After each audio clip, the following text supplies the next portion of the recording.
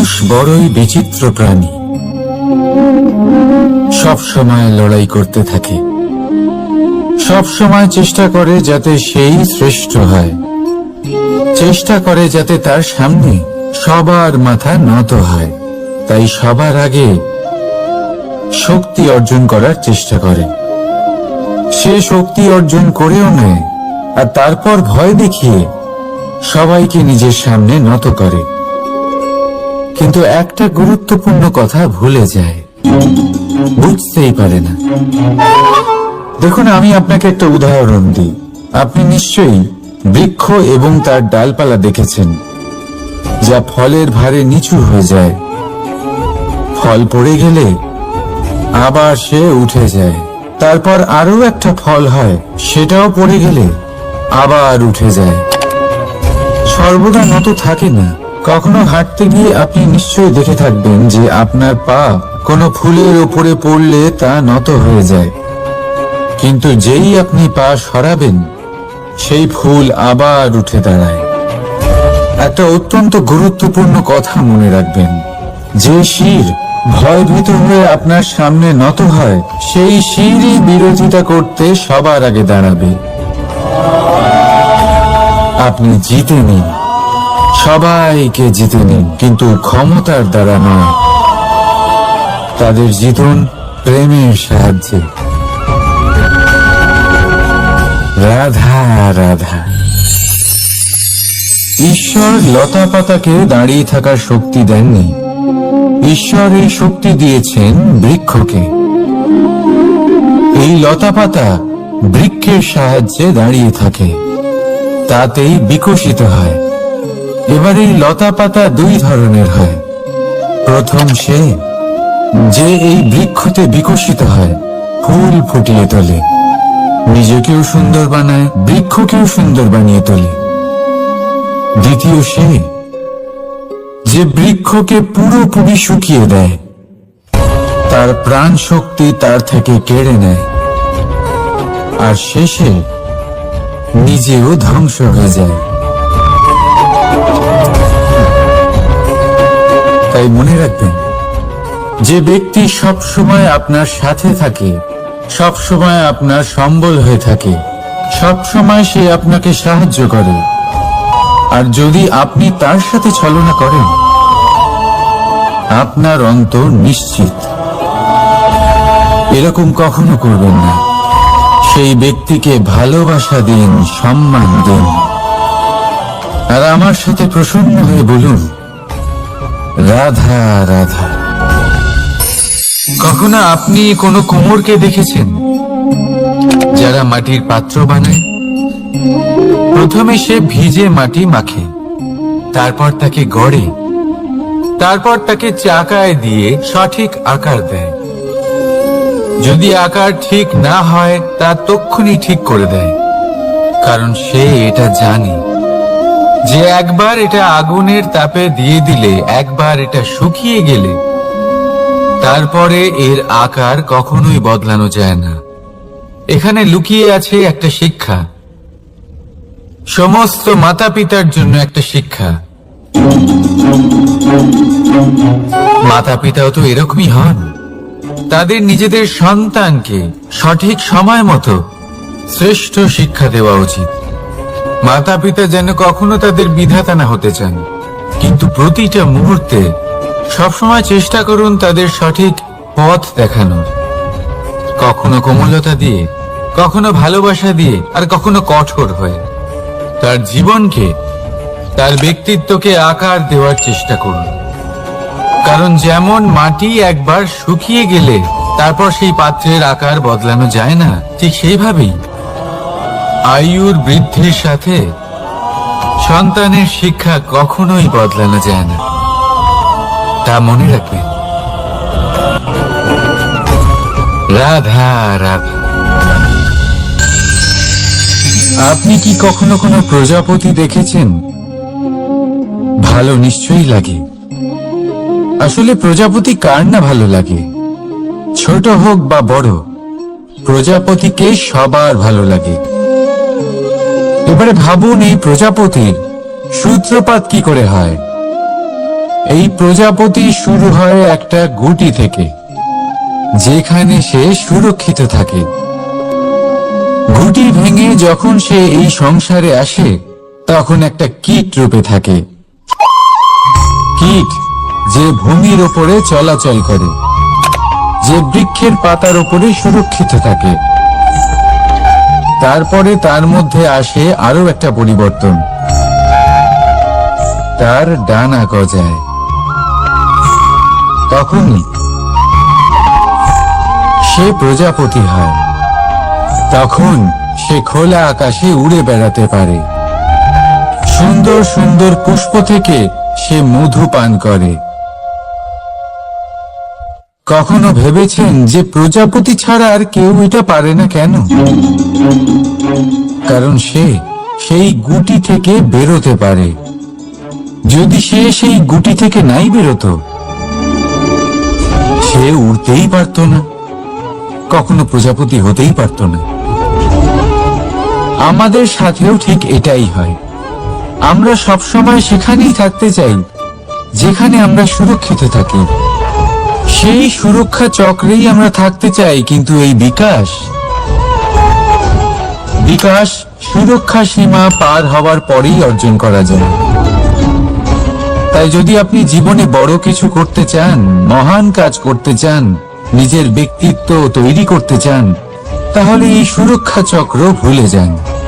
সুরক্ষা সীমা লঙ্ঘন করুন, এগিয়ে যান, প্রতিকূলতার সম্মুখীন হন, কঠিন পরিস্থিতির সম্মুখীন হন, সাহস করে এগিয়ে চলুন, আরো শক্তিশালী হয়ে উঠুন।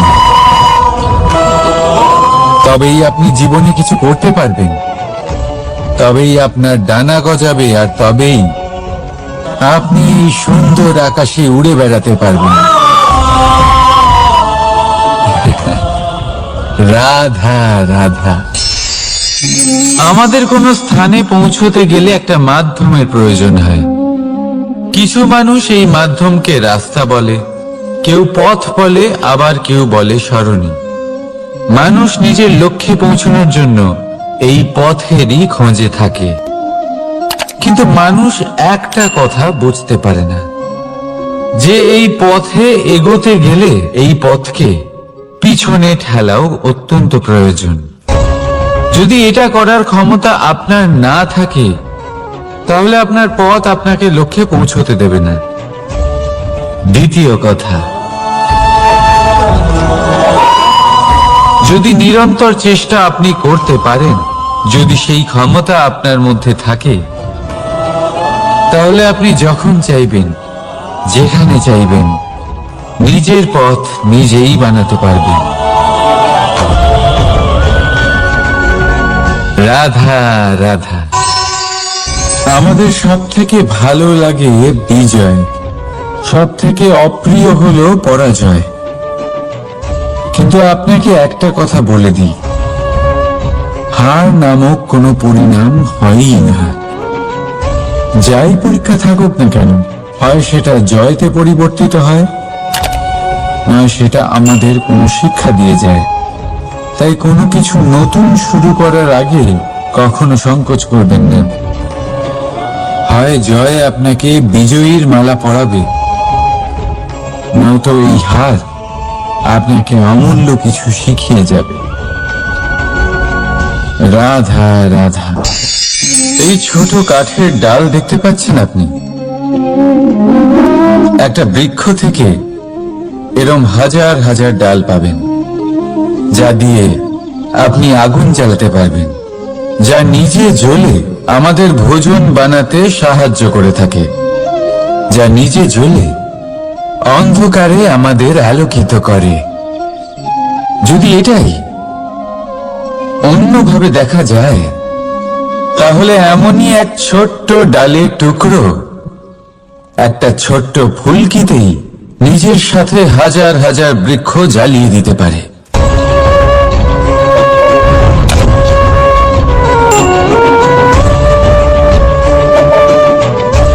পার্থক্য কোথায়?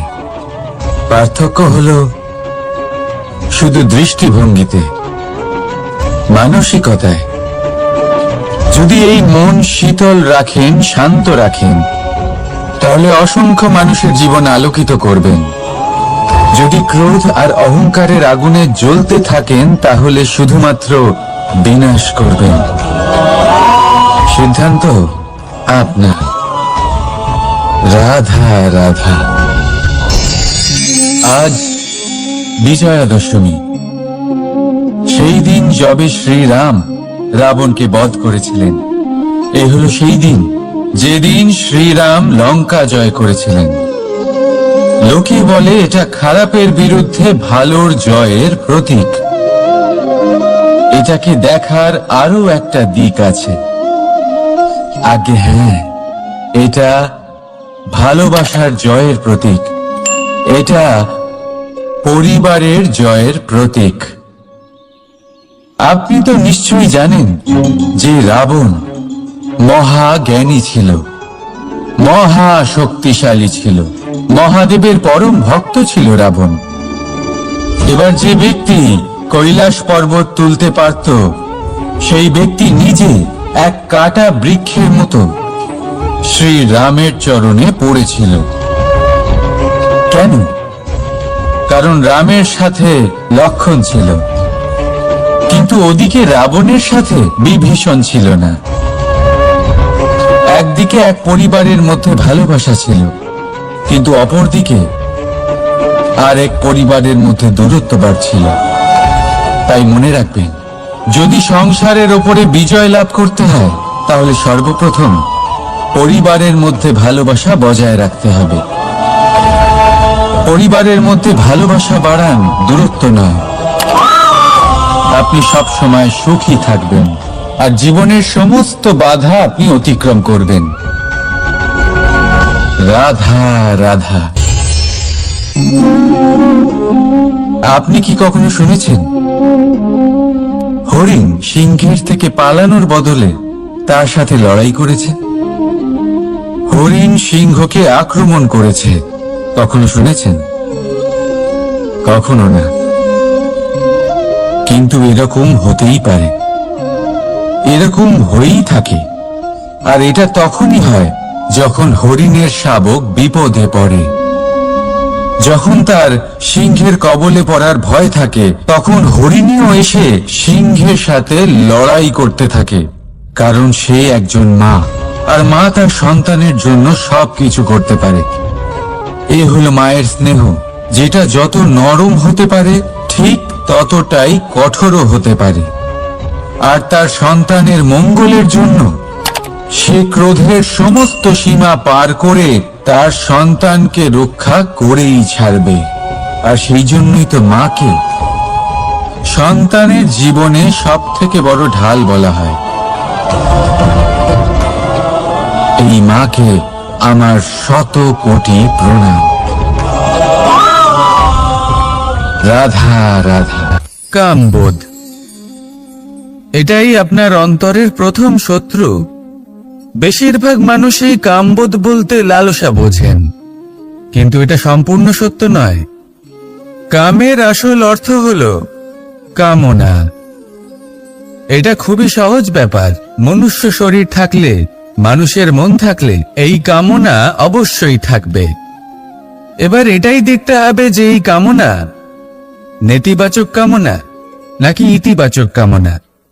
অন্য কারোর জিনিসে নজর দেওয়া, অন্য কোনো মানুষের উপর নজর দেওয়া, কোনো অনুচিত বস্তুর দিকে নজর দেওয়া, এই নেতিবাচক কামনা। আর এই দুষ্কামনা মানুষকে দিয়ে অপকর্ম করাবেই করাবে। তাই মনে রাখবেন, যে ব্যক্তি নিজের কামনাকে নিয়ন্ত্রণে রাখতে পারেন তিনি সঠিক পথেও থাকেন, সঠিক লক্ষ্যে পৌঁছতেও পারেন।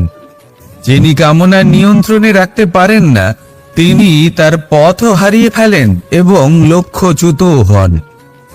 তাই মনে রাখবেন, নিজের কামনাগুলিকে নিয়ন্ত্রণে রাখুন। কাম নামক এই শত্রুর ওপর বিজয় লাভ করুন। আর আমার সাথে ভালোবেসে বলুন, রাধা রাধা। হাস্য, হাসি জীবনে অত্যন্ত মূল্যবান হয়। কথায় আছে যে হাসি এবং হাস্য আমাদের জীবনে ওষুধের মতো কাজ করে। আমাদের সুস্থ রাখে, আমাদের জীবনের অনুভূতিগুলিকে আরো সুন্দর করে তোলে। কিন্তু প্রত্যেক ওষুধের মতোই এর সাথেও এটাই হয়। প্রত্যেক ওষুধ সঠিক সময়ে, সঠিক মাত্রায়, সঠিকভাবে গ্রহণ করতে হয়। যদি এরকম না হয় তাহলে এই ঔষধও শরীরের ক্ষতি করে দিতে পারে। এবার আপনি ভাবতে পারেন, হাসি থেকে কিভাবে ক্ষতি হতে পারে? আপনি যদি অন্য কারোর উপরে হাসেন তাহলে হয়তো তার মনে কষ্ট হতে পারে, তার অন্তরের মিত্র হয়তো শেষ হয়ে যেতে পারে, আর অন্তরের শত্রু জেগে উঠতে পারে। কিন্তু এটাই যদি আমরা সকলকে সাথে এনে সকলের সাথে হাসি, তাহলে হয়তো আমাদের অন্তরের এই হৃদয়ের ভেতরে লুকিয়ে থাকা যে শত্রু তা শেষ হয়ে যেতে পারে, আর অন্তরের বন্ধুসত্তা প্রকাশিত হতে পারে। ঠিক কি না? এবার আপনাকে উদাহরণ দিই। যখন দ্রৌপদী দুর্যোধনকে নিয়ে হেসেছিল তখন তা মহাভারতের সৃষ্টির কারণ হয়েছিল। কিন্তু সেইখানেই যখন পার্থ আর মাধব একসাথে বসে মৃদুমন্দ হাসতেন তখন ধর্ম স্থাপন করা হয়েছিল। তা আপনি কি চান? কাউকে নিয়ে হেসে তাকে আঘাত করতে চান, নাকি সকলকে একসাথে এনে তাদের হাসিয়ে তুলে ধনাত্মক প্রভাব ফেলতে চান? সিদ্ধান্ত আপনার। আসুন আর আমার সাথে ভালোবেসে বলুন, রাধা রাধা। মাঝে মাঝে কিছু মুহূর্তের জন্য চোখ বন্ধ করে ধ্যানের বেদিতে বসে ধ্যান করতে চেষ্টা করুন, আর বোঝার চেষ্টা করুন যে আমরা সর্বপ্রথম কি দেখতে পাচ্ছি, কি অনুভব করছি। আপনি দেখতে পাবেন সবার আগে আপনার চোখের সামনে আপনার দুষ্কর্মগুলিকে, আপনার লুকিয়ে থাকা ক্রোধ, অন্তরের যন্ত্রণা, ভয়, নিরাশা, এই সব কিছুই সবার আগে দেখতে পাবেন আপনি। আর এই সব কিছুই আমাদের দুঃখের কারণ হয়ে ওঠে।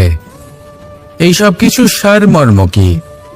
সারমর্ম শুধু একটাই, সেটা হলো এই যে আমাদের এই মন তা কিন্তু দুষ্কর্ম পছন্দই করে না। আমাদের এই মন একটা সুখময় জীবন যাপন করতে চায়, সৎকর্ম করতে চায়। তাই এটাই করুন, শুভ চিন্তা করুন, শুভ কর্ম করুন, ইতিবাচক মনোভাব নিয়ে জীবনে অগ্রসর হন। তারপর চোখ বন্ধ করে অন্তরে দেখতে থাকুন। দুঃখের আভাসই পাবেন না। এই মন প্রসন্নতা এবং প্রেমের দ্বারা পূর্ণ হবে এবং বারবার বলে উঠবে, রাধা রাধা। ছোটবেলা থেকেই আমি গরু চড়িয়ে অভ্যস্ত, সেই জন্য সকলে আমাকে গোপাল নামে ডাকত। কিন্তু গোপাল হয়ে আমি একটা অমূল্য শিক্ষা লাভ করেছি। আমি দেখেছি যে গৌশালাতে অনেক বাছুরের মধ্যে একটি গাই তার নিজের বাছুরকে অবশ্যই চিনে ফেলে।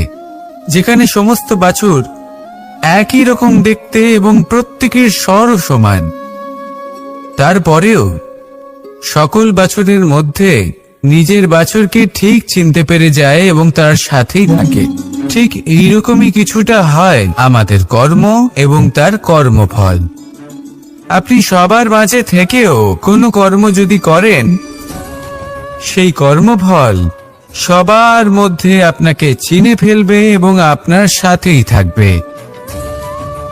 তাই যখনই কর্ম করবেন ভেবে চিন্তে করবেন। কোনো কর্ম করার আগে একবার ভেবে দেখুন, তাহলে জীবনে বারংবার অনুতপ্ত হতে হবে না।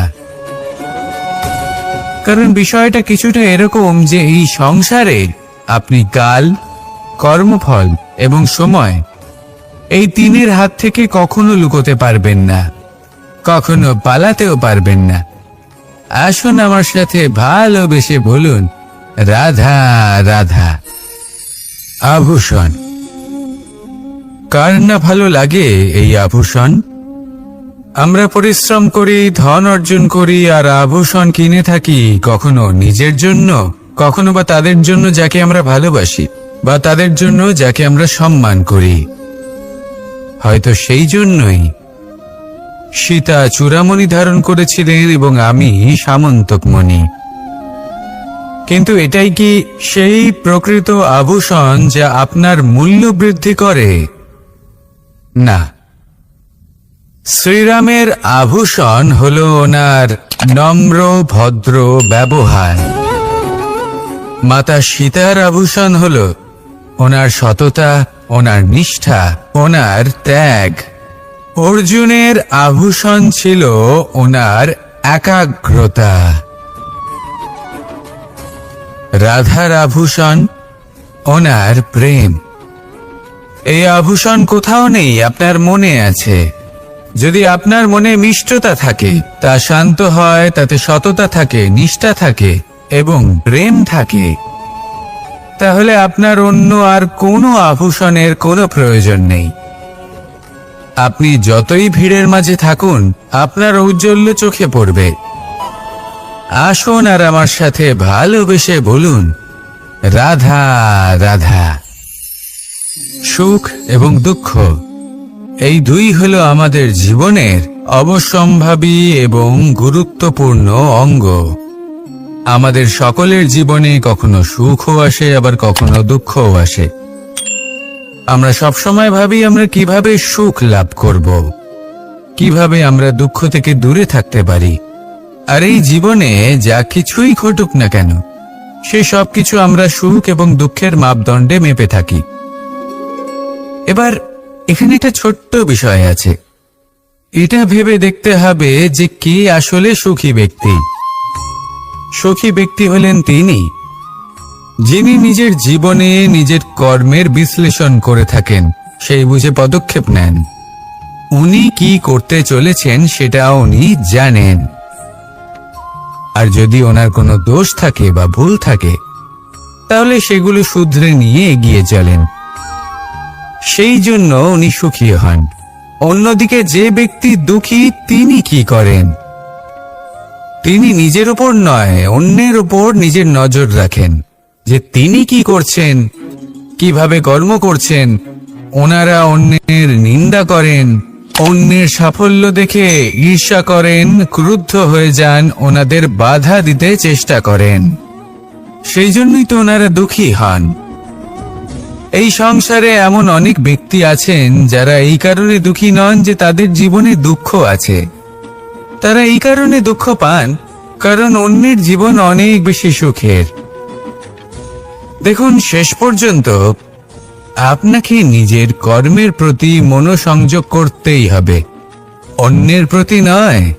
কারণ আপনার জীবনে আপনার কর্ম হলো এমন একটা জিনিস যা আপনার নিয়ন্ত্রণে আছে।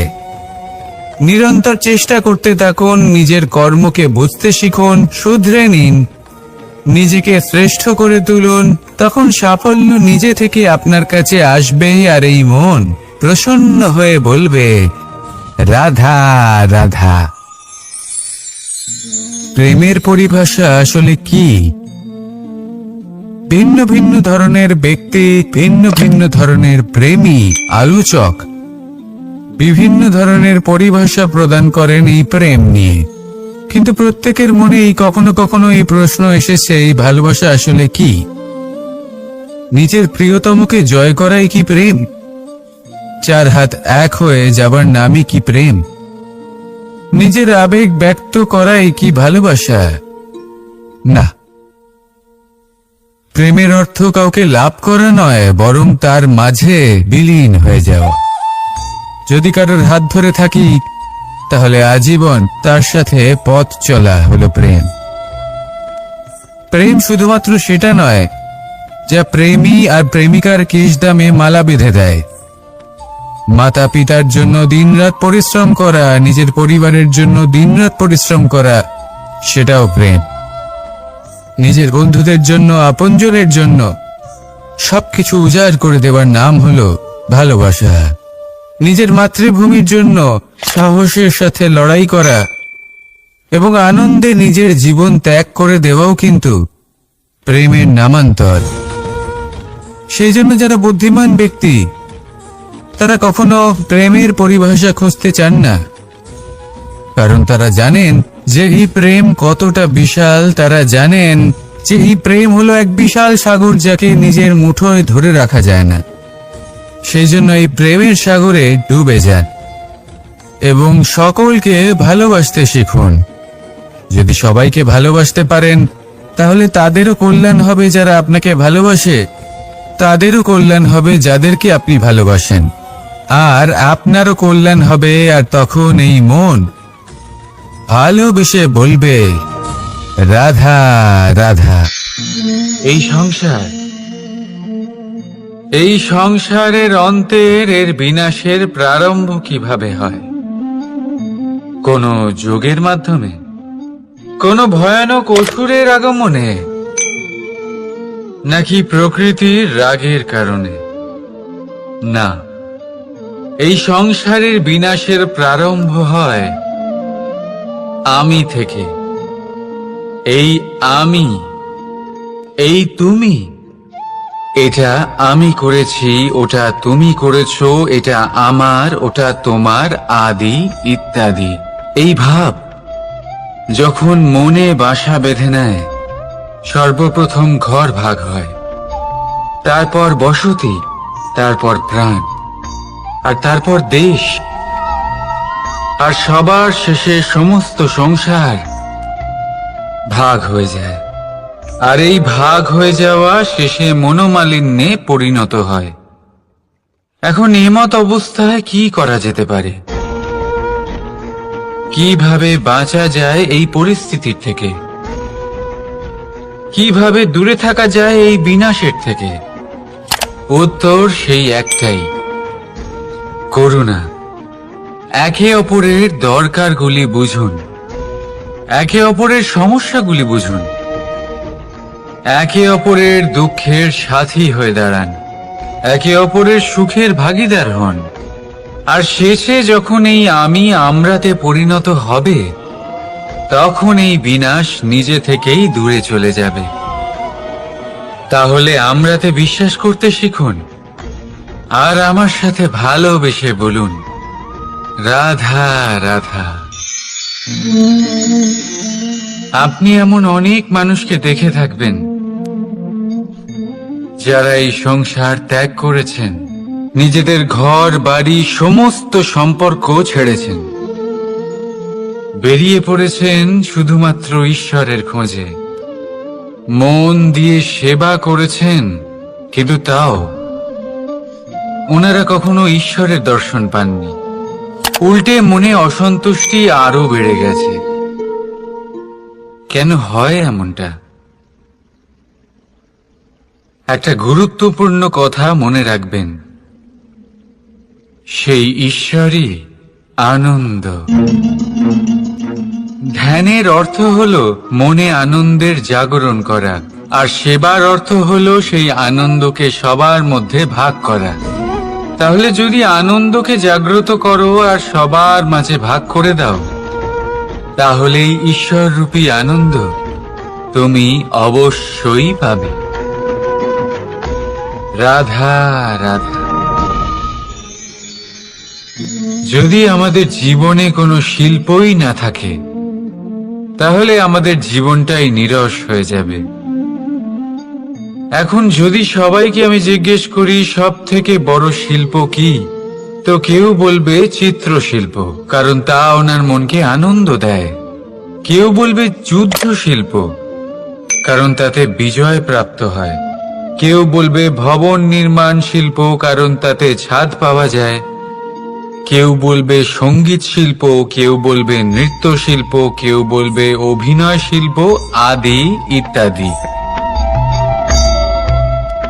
কিন্তু এই কথা নিয়ে বিবাদ করা অনুচিত, হতেই পারে না।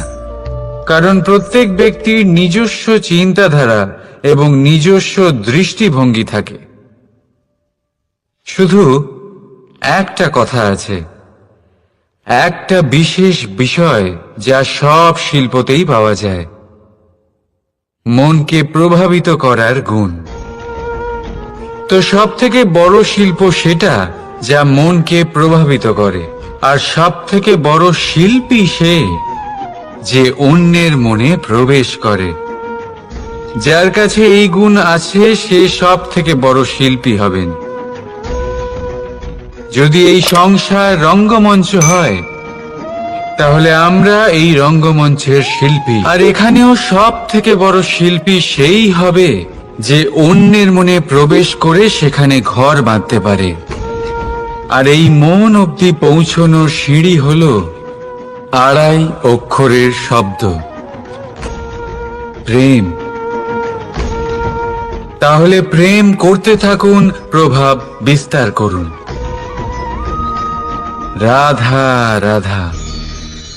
সূর্য আর চন্দ্র দুজনেই আকাশের অমিত চিহ্ন, দুজনেই প্রকাশ বিস্তার করে, কিন্তু সবসময় দুজনের তুলনা করা হয়। কে অধিক শীতল আর কে অধিক তীব্র, কে অধিক তেজবান আর কে অধিক শান্তি প্রিয়। এবার এই তুলনা করা কি উচিত কাজ? কখনোই না। কারণ এই দুজনেই যতই প্রকাশপুঞ্জ হোক, কিন্তু এই দুজনেই ভিন্ন। দুজনেরই নিজের নিজের মাহাত্ম্য আছে, আর দুজনেরই নিজস্ব সময় আছে আলোকিত হওয়ার। তাই এদের তুলনা করা অনুচিত। ঠিক সেইভাবেই আমাদের জীবনেও তুলনা করা অনুচিত হবে। নিজের তুলনা অন্য কারোর সাথে কখনো করবেন না। আর যদি অন্য কেউ আপনার তুলনা অন্য কারোর সাথে করে, তাতে মন দেবেন না। কারণ এই তুলনা থেকে নিজেকে হীন ভেবে নেওয়া আপনার জন্য ক্ষতিকর। এটা আপনার জন্য লাভজনক নয়। শুধু চেষ্টা করতে থাকুন, নিজেকে বিস্তার করতে থাকুন, আর অপেক্ষা করুন সঠিক সময়ে। কারণ সঠিক সময় আসলে আপনি নিজের গুণ, নিজের দক্ষতা অবশ্যই দেখাতে পারবেন। রাধা রাধা। জীবনে সবাই মহান হতে চায়, সবাই বড় হতে চায়, কিন্তু বড় হয় কিভাবে?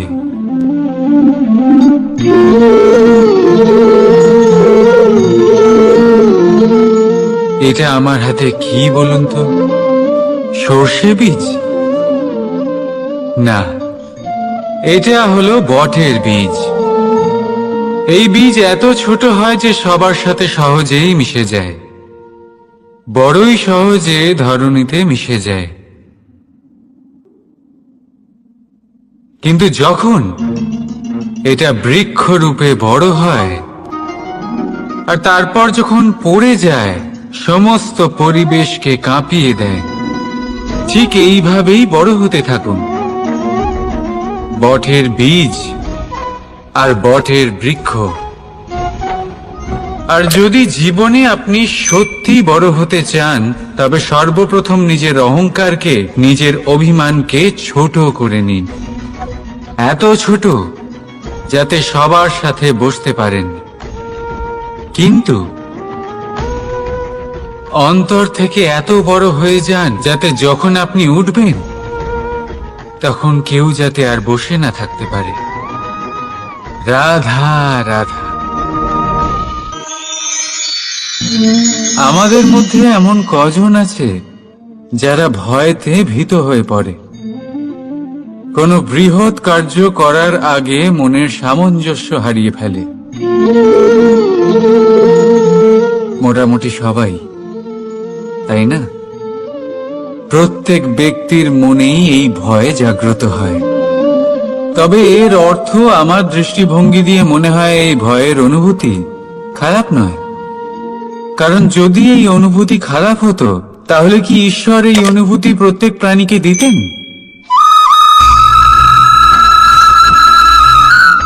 ভয়, ভয়ের এই অনুভূতি আমাদের জন্য ভালো, অত্যন্ত আবশ্যক। মনে রাখবেন, যে কোনো কার্য করার আগে যদি মনে ভয় উৎপন্ন হয়, তাহলে এর অর্থ এই যে ওই কার্য করার সময় অনেক সংকটের সম্মুখীন আমাদের হতে হবে। আর সেই সংকটের সম্মুখীন হওয়ার জন্য আমাদের অত্যন্ত সাহসী হতে হবে।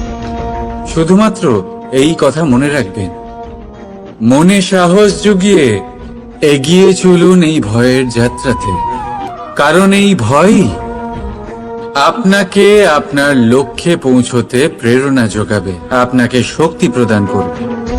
তাই এই ভয়ের দ্বারা ভয়ভীত হবেন না, এই ভয়কে জয় করুন। আর আমার সাথে ভালোবেসে বলুন, রাধা রাধা। কখনো ভেবে দেখেছেন আমরা জিহ্বার সাথে সাথে কান কেন পেয়েছি? এবার আপনি বলবেন, এ তো সহজ কথা, যাতে আমরা কথা বলার সাথে সাথে শুনতেও শিখি। এবারের আরো একটা গুরুত্ব আছে। আগে আমাকে বলুন, নিজের প্রশংসা শুনতে কার না ভালো লাগে? সবারই ভালো লাগে। এটাই হলো মূল কথা। যদি এই কান দিয়ে আপনি নিজের প্রশংসা শুনতে চান, তাহলে সর্বপ্রথম এই জিহ্বা দিয়ে অন্যের প্রশংসা করতে শিখুন। এবার প্রশংসার বিষয়ে একটা অত্যন্ত গুরুত্বপূর্ণ কথা আপনাদের বলি। কখনো যদি কারোর প্রশংসা আপনি করেন, তাহলে সবার আগে সেই ব্যক্তির উৎসাহ বেড়ে যায়। আর তারপর নিজে যদি ভেবে দেখেন, তাহলে নিজের মনেও সন্তুষ্টি আর প্রশান্তি চলে আসে। আর একবার যদি এই মন প্রশান্তিতে ভরে যায়, তারপরে কেউ প্রশংসা করুক বা না করুক, কিচ্ছু যায় আসে না। সেই জন্য সবসময় অন্যের সম্মান করবেন, স্নেহ করবেন, প্রশংসা করবেন, সুখ ভাগ করে নেবেন। যার মধ্যে যেটা ভালো আছে তা বলুন, তাকে মনে করান তিনিও ভালো, তার উৎসাহ বাড়িয়ে তুলুন। তিনি জীবনে সামনে এগোবেন, আর এই ব্রহ্মাণ্ড আপনাকে কখনো পিছিয়ে থাকতে দেবে না। রাধা রাধা। সত্য এবং অসত্য দুটোর মধ্যে পার্থক্য কি আছে? পার্থক্য হলো অ অক্ষরটার। এবার অ দিয়ে হতে পারে আরম্ভ, অ দিয়ে হতে পারে অন্ত। সত্য হলো সেটা যেখানে সমস্ত পথের আরম্ভ হয়, অসত্য সেটা যেখানে সমস্ত পথের শেষ হয়। এবার এরা চলতে হয়তো পারে না, কিন্তু তাও ছাপ রেখেই যায়। সত্য সেই ছাপ রেখে যায় যা একটা উজ্জ্বল উৎকৃষ্ট উদাহরণ হতে পারে, আর অসত্য সেই উদাহরণ তৈরি করে যা একটা কলঙ্কিত ইতিহাস তৈরি করে। এখন আপনি আগামী সময়ের জন্য কেমন ছাপ রেখে যাবেন, এই সিদ্ধান্ত পুরোপুরি আপনার। রাধা রাধা। চলুন একটা প্রশ্ন করি। কোন মানুষকে জিজ্ঞাসা করবেন যে সে মূর্খ, অলস, বিবেকহীন, অসফল, এইসব বিশেষণ দিয়ে নিজেকে পরিচিত করতে চাইবে? না। কাউকে জিজ্ঞাসা করুন, আপনি কি মূর্খ? না। আপনি কি অসফল হয়েছেন? না। আপনি কি বিবেকহীন? না। এবার বলুন, আপনি জীবনে মূর্খ, বিবেকহীন হবার জন্য কোনো ভালো পরিকল্পনা বানিয়েছেন? উত্তর পাবেন না। কারণ কোনো পরিকল্পনা বানানো হয় না যাতে আপনি মূর্খ বা অসফল হন। মানুষ মূর্খ বা অসফল তখন হন যখন কোনো পরিকল্পনাই থাকে না। দেখুন, একটাই ছোট জীবন, তাকে স্থির করুন যাতে অনেক বেশি সংখ্যক মানুষকে আপনি জুড়ে রাখতে পারেন, অনেক বেশি শান্তি পেতে পারেন, অধিকতর সাফল্য লাভ করতে পারেন, বেশিরভাগ মানুষের পথপ্রদর্শক হয়ে তাদের মঙ্গল করতে পারেন। অসফল হয়ে বাড়িতে বসে থাকার চেয়ে ভালো হলো যে আপনি একটা পরিকল্পনা করে অসফল হন, কারণ তখন আপনার কাছে আরো একটা বিকল্প থাকবে, একটা নতুন পরিকল্পনা বানানোর, তাকে সার্থক করার। কারণ এমন কোন পরিকল্পনা তো অবশ্যই থাকবে যা আপনাকে আপনার লক্ষ্যে পৌঁছে দেবে, তাই তো? রাধা রাধা।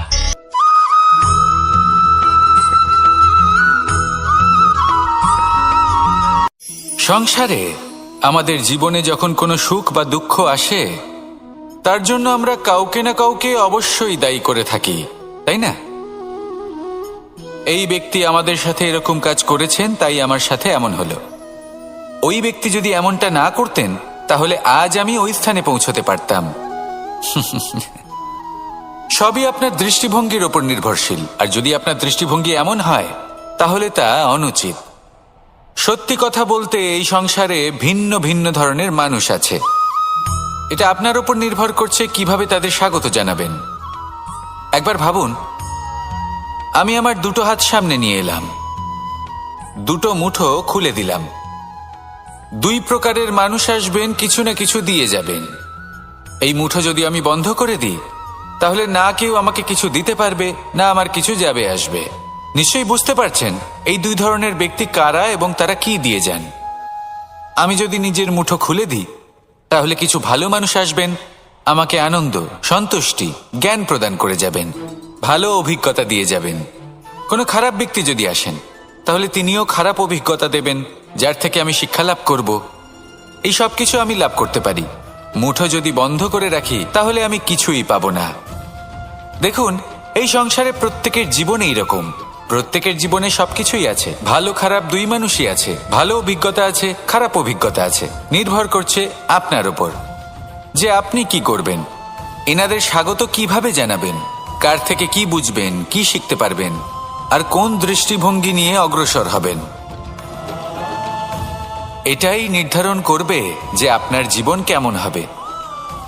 আসুন আমার সাথে ভালোবেসে বলুন, রাধা রাধা।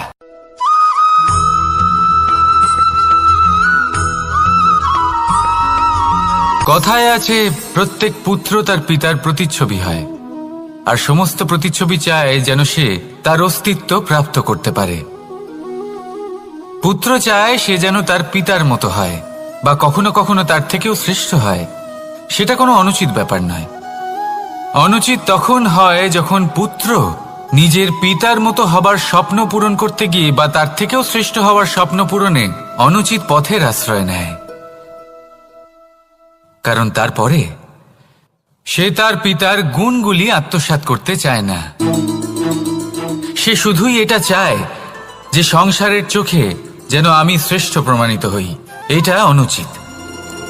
সংসারে এমন অনেক মানুষ আছেন যারা এই কারণে শ্রেষ্ঠ হওয়ার চেষ্টা করেন যাতে তার পরিবারের তার পিতার সম্মান বৃদ্ধি পায়। এমনও মানুষ থাকেন, আর এটাই হলো পার্থক্য উদ্দেশ্যের। মনে রাখবেন, যদি আপনার উদ্দেশ্য শুভ হয় তাহলে পথও শুভ হবে, যদি আপনার উদ্দেশ্য অশুভ হয় তাহলে পথও অশুভ হবে। তাহলে নিজের পিতার মতো হবার চেষ্টা অবশ্যই করুন, তার থেকেও শ্রেষ্ঠ হওয়ার চেষ্টা অবশ্যই করুন, কিন্তু মনে রাখবেন আপনার সংকল্প আর আপনার উদ্দেশ্য এই দুই শুভ হওয়া উচিত।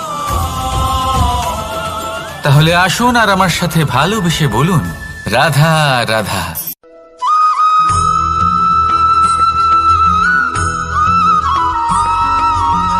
এই দড়িটা দেখুন, ছোট ছোট রেশম দ্বারা তৈরি, এটা সরু সুতো দ্বারা তৈরি হয়েছে এটা, আর এ অত্যন্ত কোমলও বটে। আর আপনি চাইলে এটা সোজাও করে দিতে পারেন, আর চাইলে এটা বেঁকিয়েও দিতে পারেন, আর যদি চান তাহলে এটা গোল গোল করে বেঁধে কোথাও রেখেও দিতে পারেন।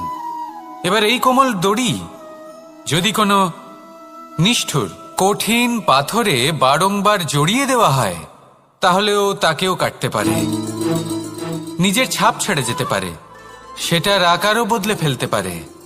এবার এর কারণ কি? এর কারণ হলো অভ্যাস আর নিরন্তর প্রচেষ্টা। যদি আপনিও চেষ্টা করেন আর নিরন্তর কর্ম করে যান, তাহলে আপনার প্রারব্ধ পাথরের মতো কঠিনই হোক না কেন, তাতে ভাঙন ধরিয়েও আপনি নিজের লক্ষ্যে অবশ্যই পৌঁছতে পারবেন। একটা গুরুত্বপূর্ণ কথা মনে রাখবেন, সুকর্মের অভ্যাস আর নিরন্তর প্রয়াস, এই হলো সাফল্যের মন্ত্র। তাহলে জীবনে এই মন্ত্র আনুন আর আমার সাথে ভালোবেসে বলুন, রাধা রাধা।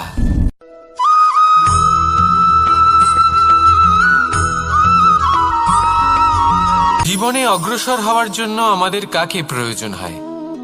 মাতা পিতা, বন্ধু, প্রেম, সাহায্য, অর্থ, পরিশ্রম, আশা। ভিন্ন ভিন্ন মানুষ ভিন্ন ভিন্ন বিকল্প চয়ন করে। যদি আমি আপনাকে বলি, তাহলে জয় আর পরাজয়ের মন্ত্র দুটো শব্দের উপর নির্ভর করে, মেনে নেওয়া আর দৃঢ় হওয়া।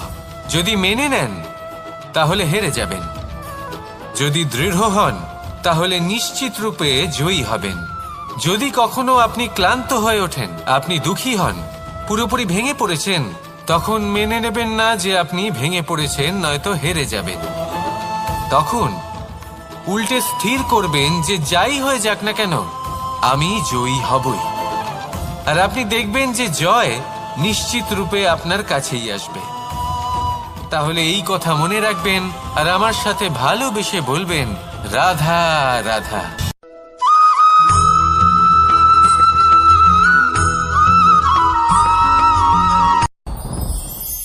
সাথী, সাথী এই শব্দটির ব্যাখ্যা কে কিভাবে করে? মিত্র, সখা, বন্ধু। কিন্তু অর্থ একটাই, তিনি যিনি আপনার সঙ্গী হন আর তিনি যার সাথী আপনি হন। এবার সব থেকে বড় প্রশ্ন হলো এটাই যে তিনি কে হতে পারেন যাকে আপনি আপনার সাথী বলে মেনে নিতে পারেন, নিজের সখা, নিজের মিত্র, নিজের বন্ধু মেনে নিতে পারেন। আপনার সাথী হলেন তিনি যিনি দুঃখের সময় আপনার পাশে থাকবেন, আপনার হাত ধরে থাকবেন।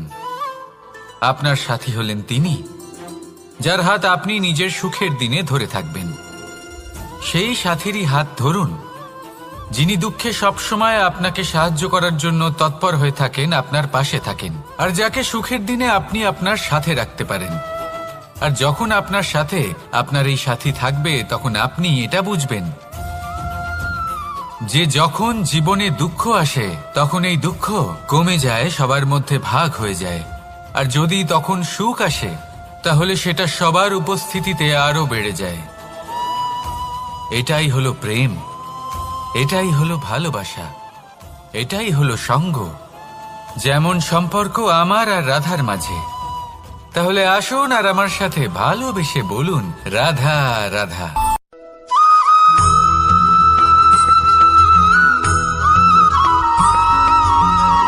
জীবন কিসের উপর নির্ভরশীল? ধনের ওপর, বৈভবের অনুভব যদি আপনি করতে চান, তাহলে তা পাবেন শুধু একতার দ্বারা, সংগঠনের দ্বারা। যদি আপনাকে উদাহরণ দিই, নিজের এই হাতটাকে দেখুন, 5টা আঙুল রয়েছে। কোনো একটা বস্তুকে নিজের একটা আঙুল দ্বারা তুলে ধরার চেষ্টা করে দেখুন, বড়ই কষ্ট হবে। তখন আপনি বুঝতে পারবেন, যখন এই 5টি আঙুল একত্রিত হয়, তখন কোনো কাজ কতটা সহজ হতে পারে। এটাই হলো শক্তি, একতার। সব থেকে ভালো উদাহরণ যদি আপনাকে দিই, তাহলে বাঁশি। এই বাঁশি থেকে অত্যন্ত মধুর সুর নির্গত হয়, যা সবার মন প্রসন্ন করে দেয়। এই কথা সত্যি। কিন্তু এই বাঁশি আমি একটা বা দুটো আঙুল দিয়ে বাজাতে পারবো না, আমাকে প্রত্যেকটা আঙুল ব্যবহার করতেই হবে। তবেই এর থেকে মধুর সুর নির্গত হবে, যা সকলকে প্রসন্ন করবে। ঠিক কিনা? ঠিক এইভাবেই যদি আপনি চান যে আপনার জীবনরূপী বাঁশি থেকেও মধুর সুর নির্গত হোক বা সবার মনকে প্রসন্ন করে তুলুক, তাহলে আপনাকেও জীবনে একতা নিয়ে আসতেই হবে। আপনি একাও কর্ম করতে পারেন, পথ চলতেও পারেন, সামনেও এগোতে পারেন, সাফল্যও লাভ করতে পারেন। কিন্তু যখন সকলে একসাথে এগোবেন, সেই পথে চলবেন, সেই কর্মই করবেন, তখন লক্ষ্যে অবশ্যই পৌঁছবেন, সাফল্য অবশ্যই লাভ করবেন। কিন্তু সেই সাফল্য এবং তার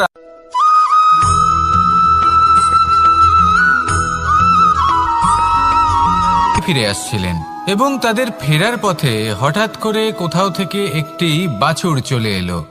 এই দুই বোন ভয়ভীত হয়ে গেলেন আর তাদের হাত থেকে সেই আটা পড়ে গেল, মাটিতে মিশে গেল।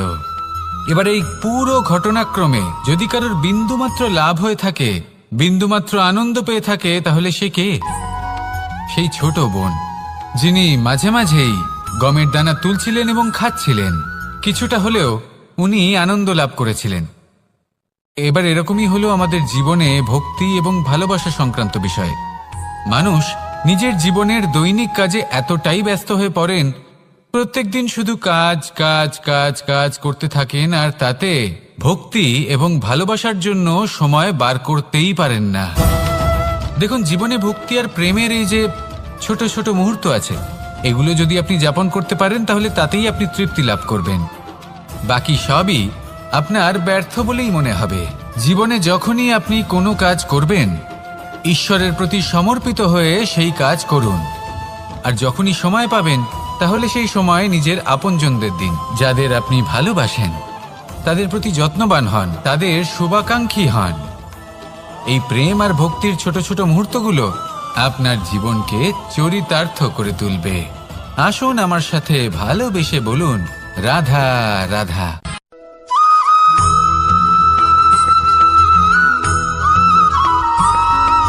মানুষের একটি সমস্যা আছে যে মানুষ সাফল্যকে মাপতে থাকেন, লক্ষ্যপ্রাপ্তিকে মাপতে থাকেন এবং তার তুলনা করতে থাকেন যে ও এত কিছু পেল আর আমি পেলাম না, ওর কাছে এত কিছু আছে কিন্তু আমার কাছে নেই। এই তুলনা করার জন্য ওনারা দুঃখী হয়ে পড়েন, নিরাশ হয়ে পড়েন। তাই আমি একটা প্রশ্ন করছি যে এটা কি উচিত? এই সংসারে আপনি কি নিয়ে তুলনা করবেন, যেখানে সূর্যদেব চন্দ্রমা দুজনেই আছেন, দুজনেই হলেন বিশেষ, দুজনেই নিজ নিজ সময়ে উদিত হন। এদের মধ্যে একজন না থাকলে তাহলে আমাদের জীবন কঠিন হয়ে পড়বে। ঠিক সেইভাবেই আপনি যদি একটা বড় রেখা অঙ্কন করেন, তাহলে অন্য রেখাটি ছোট হয়ে পড়ে না, সে তেমনই থাকে যেমনটা সে ছিল। আপনার অস্তিত্ব কখনো ছোট বা বড় হতে পারে না। শুধু তুলনা করার জন্য আপনার এটা মনে হতে পারে। যদি আপনি যুদ্ধ করতে চান, আপনার তলোয়ারের প্রয়োজন পড়বে। যদি বস্ত্র তৈরি করতে চান, এত বড় তলোয়ার দিয়ে কিছুই হবে না, তখন প্রয়োজন পড়বে একটা ছোট্ট সূচের। তাই তুলনা করবেন না, না নিজেকে ছোট মনে করবেন, না অন্য কাউকে। সবার সাথে সহযোগিতা করুন, আর যদি তুলনা করতেই হয়, নিজের সাথে করুন। যে কাল আমি কেমন ব্যক্তি ছিলাম, আজ কি তার থেকে শ্রেষ্ঠ হয়ে উঠতে পেরেছি? ভেবে দেখুন ভবিষ্যতে গিয়ে আপনি কতটা শ্রেষ্ঠ ব্যক্তি হতে পারেন। আসুন আমার সাথে ভালোবেসে বলুন, রাধা রাধা।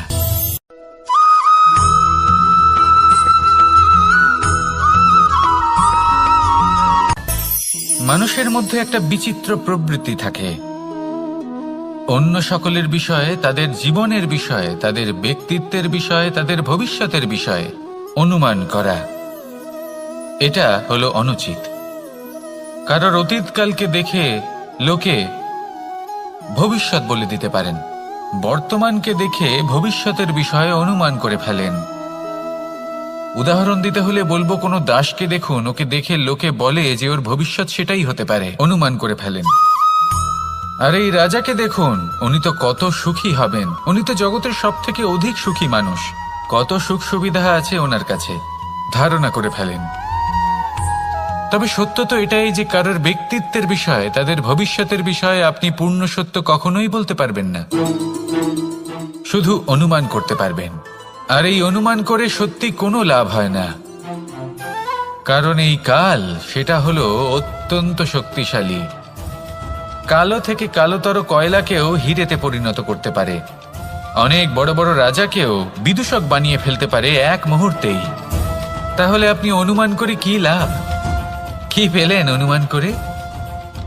সেই জন্য কারোর বিষয়ে কোনো অনুমান করবেন না, তার ভবিষ্যতের বিষয়ে অনুমান করতে যাবেন না, কারোর বিষয়ে কোনো ধারণা করে নেবেন না। কিছু করতে হলে ভালোবাসুন, সবার মধ্যে ভালোবাসা ছড়ান, সবার মধ্যে ধন্যাত্মক ভাব ছড়ান। এই মন প্রসন্ন হয়ে বলবে, রাধা রাধা।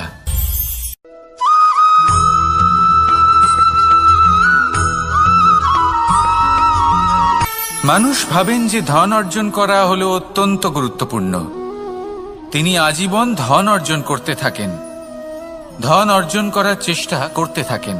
সে যাই হয়ে যাক না কেন, পরিশ্রম করতে থাকেন। স্বাস্থ্যের দিকে নজর দেন না, না উচিত সময় খাবার খান, না উচিত সময় ঘুমোতে যান, না পর্যাপ্ত সময় পর্যন্ত ঘুমন, কিছুই না। ধন অর্জন করতেই থাকেন, করতেই থাকেন। আর কিছু সময় পরে যখন তিনি অসংখ্য ধন লাভ করে ফেলেন, তখন তার সাথে ওনার শরীরে অনেক রোগ বাসা বাঁধে। এইসব রোগের উপচার করতে করতে সেই সমস্ত ধন যা উনি অর্জন করেছেন তা তিনি ব্যয় করে ফেলেন। শেষ পর্যন্ত কি হয়? আমরা যেভাবে এসেছি ঠিক সেইভাবেই ফিরে যাই, ধন এখানেই থেকে যায়। দেখুন, একটা অত্যন্ত গুরুত্বপূর্ণ কথা রয়েছে যে আপনার বোঝা উচিত। এই যে ধন, তার ব্যবহার করুন জীবনকে আরো ভালো করে তোলার জন্য।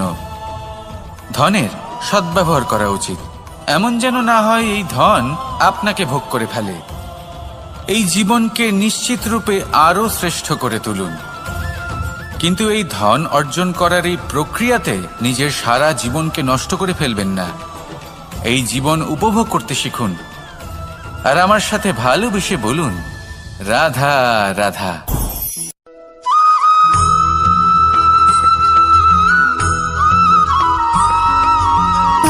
সুখ, দুঃখ এবং শক্তি, এই তিন হলো এই সংসারের ত্রিদেবের মতো।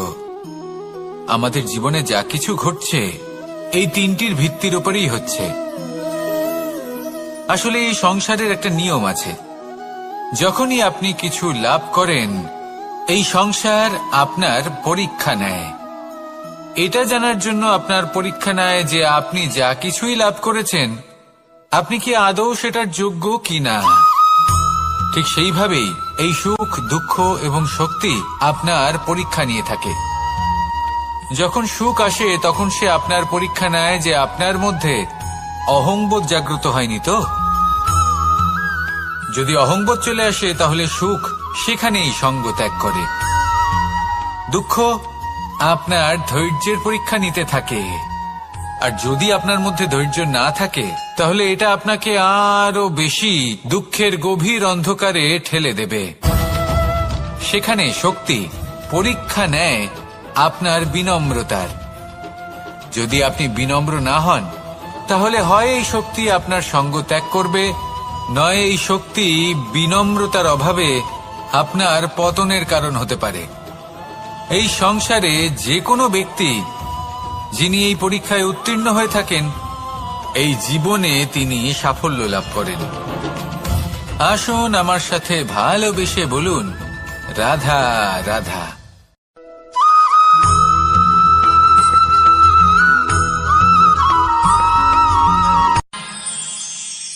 আমরা সবাই সূর্যকে সম্মান কেন করি? কারণ আমরা জানি যে সন্ধেবেলা যখন সূর্যাস্ত হবে তখন শুধুমাত্র অন্ধকার বাকি থাকবে। ঠিক কিছুটা এরকমই হয় আমাদের মাতা পিতাও, যিনি আমাদের জন্ম দেন, আমাদের ভরণ পোষণ করেন, আমাদের বড় করেন, আমাদের প্রেম প্রদান করেন। কখনো কখনো তাদের মুখ থেকে কটু কথা নিঃসৃত হয়, আমাদের দুঃখ হয়, কিন্তু তখন আমাদের এটা বোঝা উচিত এগুলি নিঃসৃত হচ্ছে আমাদেরই মঙ্গলের জন্য।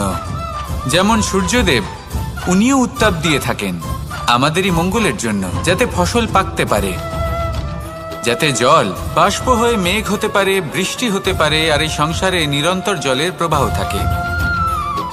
আমাদের মাতা পিতা, তাদের কঠোর আচরণ, তাদের কঠোর অনুশাসনের পেছনে লুকিয়ে থাকে ওনাদের ভালোবাসা। আমাদের তা বুঝতে হবে, সসম্মানে ওনাদের গ্রহণ করতে হবে।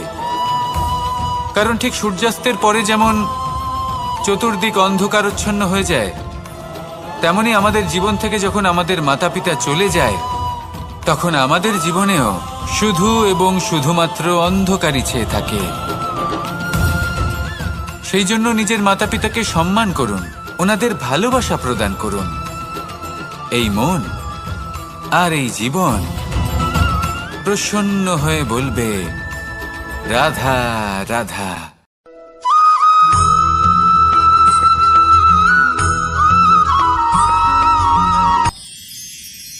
মানুষ তার জীবনে দুই ধরনের পরিস্থিতিকে খুব ভয় পায়। এক, কোনো কারণবশত কারোর সামনে নত হওয়া। দুই, কোনো কারণে নিজের চরিত্র থেকে, নিজের মূল্যবোধ থেকে বিচ্যুত হওয়া। এবার কেন হয় এরকম যে কথায় কথায় কারোর সামনে নত হতে হয়? কেন বারংবার নিজের চরিত্র থেকে চ্যুত হতে হয়? এরকম কেন হয়? এটা তখনই হয় যখন আমাদের শিক্ষা এবং মূল্যবোধের অভাব থাকে। যদি মানুষের মধ্যে প্রকৃত শিক্ষা থাকে, তাহলে এই সংসারে কোনো সময় এবং কারোর সামনেই নত হওয়ার কোনো প্রয়োজন নেই। যদি মানুষের মধ্যে মূল্যবোধ থাকে, তাহলে তাকে নিজের মূল্যবোধ বা চরিত্র থেকে বিচ্যুত হতে হয় না, তা সে যাই হয়ে যাক না কেন। কোনো বালককে যদি জন্ম থেকেই সুশিক্ষার অধিকারী করা হয়, শিক্ষিত করা হয়, মূল্যবোধের অধিকারী করা হয়, তবে সে এই সংসারে এমন কর্ম করবে যাতে সে নিজেকে, নিজের পরিবারকে, সমগ্র সমাজকে গর্বিত করতে পারে। শিক্ষা লাভ করুন, মূল্যবোধ লাভ করুন এবং আমার সাথে ভালোবেসে বলুন, রাধা রাধা।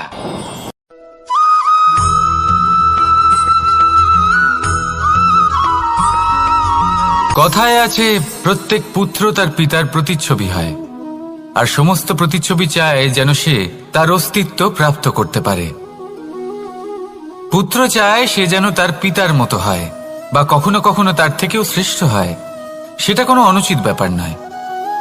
অনুচিত তখন হয় যখন পুত্র নিজের পিতার মতো হবার স্বপ্ন পূরণ করতে গিয়ে বা তার থেকেও শ্রেষ্ঠ হওয়ার স্বপ্ন পূরণে অনুচিত পথের আশ্রয় নেয়। কারণ তারপরে সে তার পিতার গুণগুলি আত্মসাৎ করতে চায় না। সে শুধুই এটা চায় যে সংসারের চোখে যেন আমি শ্রেষ্ঠ প্রমাণিত হই। এটা অনুচিত। সংসারে এমন অনেক মানুষ আছেন যারা এই কারণে শ্রেষ্ঠ হওয়ার চেষ্টা করেন যাতে তার পরিবারের, তার পিতার সম্মান বৃদ্ধি পায়। এমনও মানুষ থাকেন, আর এটাই হলো পার্থক্য উদ্দেশ্যের।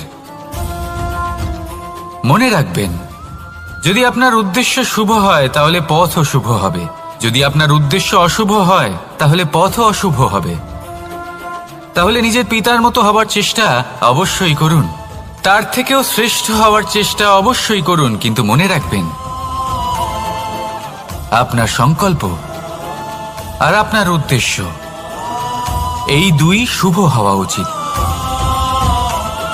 তাহলে আসুন আর আমার সাথে ভালোবেসে বলুন, রাধা রাধা।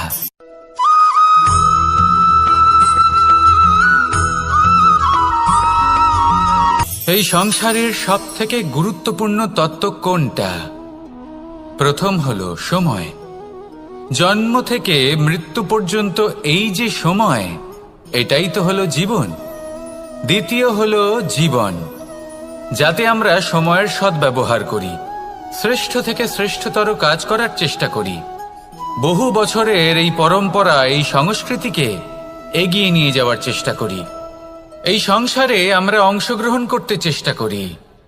তৃতীয় হলো ধন, সেই ধন যা প্রত্যেক ব্যক্তি অর্জন করতে চেষ্টা করেন। এবার এই তিনটি তত্ত্বের মধ্যে একটা সামঞ্জস্য আছে, সমান ব্যাপার আছে। সে ধনই হোক বা সময় হোক বা হোক জীবন।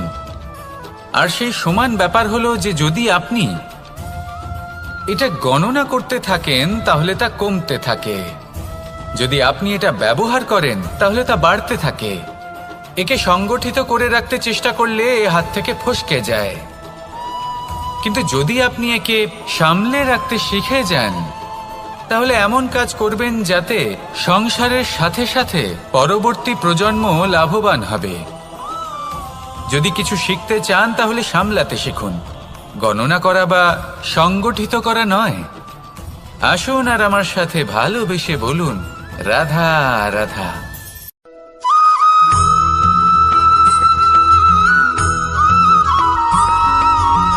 পঞ্চতত্ত্বের মধ্যে দ্বিতীয় তত্ত্ব হল ধরণী, ভূমি, যাকে আমরা ধরণী মাতা বলি।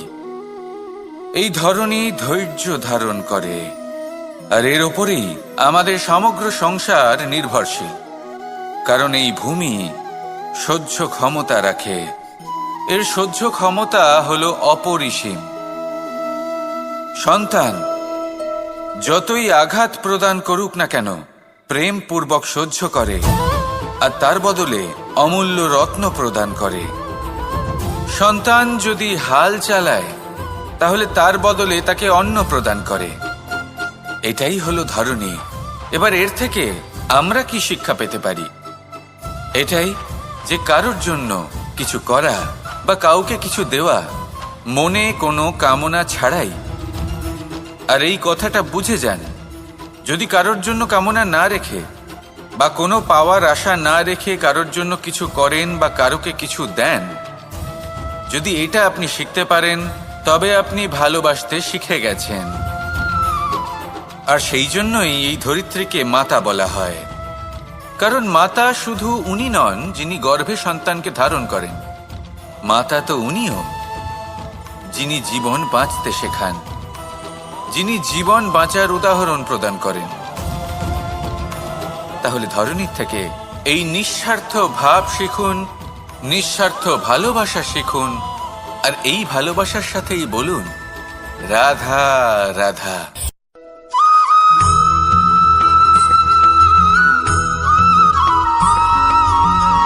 এই সংসারে কোনো বস্তু হোক বা ব্যক্তি হোক, তার একার গুরুত্ব কিন্তু খুব বেশি নয়। একটা উদাহরণ হিসেবে বৃষ্টির ফোঁটাকে ভেবে দেখুন।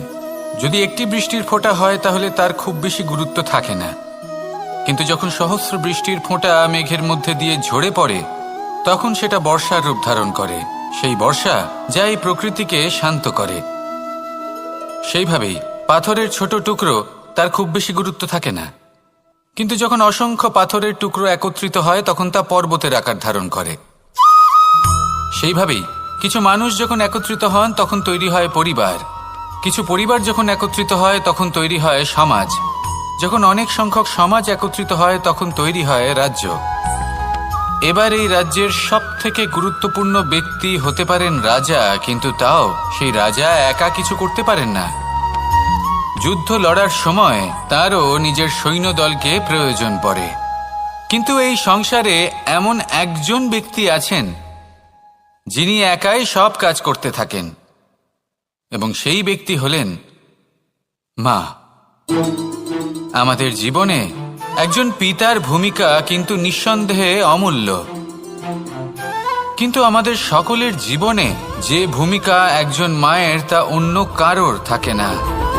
একজন মা একাই সন্তানকে বড় করতে পারেন, সংস্কারী করে তুলতে পারেন, তার জন্য পরিশ্রম করেন।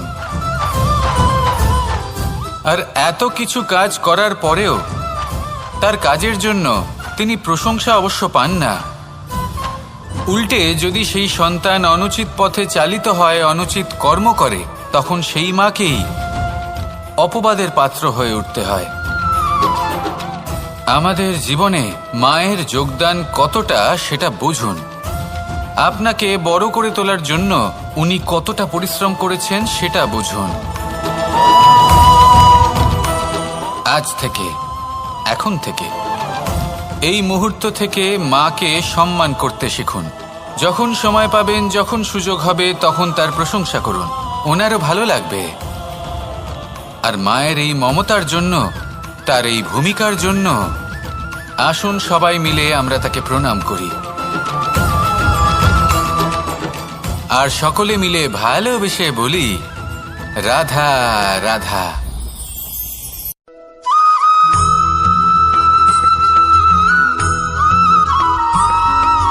মানুষের একটি সমস্যা আছে যে মানুষ সাফল্যকে মাপতে থাকেন, লক্ষ্যপ্রাপ্তিকে মাপতে থাকেন এবং তার তুলনা করতে থাকেন। যে ও এত কিছু পেল আর আমি পেলাম না। ওর কাছে এত কিছু আছে কিন্তু আমার কাছে নেই। এই তুলনা করার জন্য ওনারা দুঃখী হয়ে পড়েন, নিরাশ হয়ে পড়েন। তাই আমি একটা প্রশ্ন করছি যে এটা কি উচিত? এই সংসারে আপনি কি নিয়ে তুলনা করবেন, যেখানে সূর্যদেব চন্দ্রমা দুজনেই আছেন, দুজনেই হলেন বিশেষ, দুজনেই নিজ নিজ সময়ে উদিত হন। এদের মধ্যে একজন না থাকলে তাহলে আমাদের জীবন কঠিন হয়ে পড়বে। ঠিক সেইভাবেই আপনি যদি একটা বড় রেখা অঙ্কন করেন তাহলে অন্য রেখাটি ছোট হয়ে পড়ে না, সে তেমনই থাকে যেমনটা সে ছিল। আপনার অস্তিত্ব কখনো ছোট বা বড় হতে পারে না। শুধু তুলনা করার জন্য আপনার এটা মনে হতে পারে। যদি আপনি যুদ্ধ করতে চান আপনার তলোয়ারের প্রয়োজন পড়বে। যদি বস্ত্র তৈরি করতে চান এত বড় তলোয়ার দিয়ে কিছুই হবে না, তখন প্রয়োজন পড়বে একটা ছোট্ট সূচের। তাই তুলনা করবেন না, না নিজেকে ছোট মনে করবেন না অন্য কাউকে। সবার সাথে সহযোগিতা করুন, আর যদি তুলনা করতেই হয় নিজের সাথে করুন, যে কাল আমি কেমন ব্যক্তি ছিলাম, আজ কি তার থেকে শ্রেষ্ঠ হয়ে উঠতে পেরেছি। ভেবে দেখুন ভবিষ্যতে গিয়ে আপনি কতটা শ্রেষ্ঠ ব্যক্তি হতে পারেন। আসুন আমার সাথে ভালোবেসে বলুন রাধা রাধা।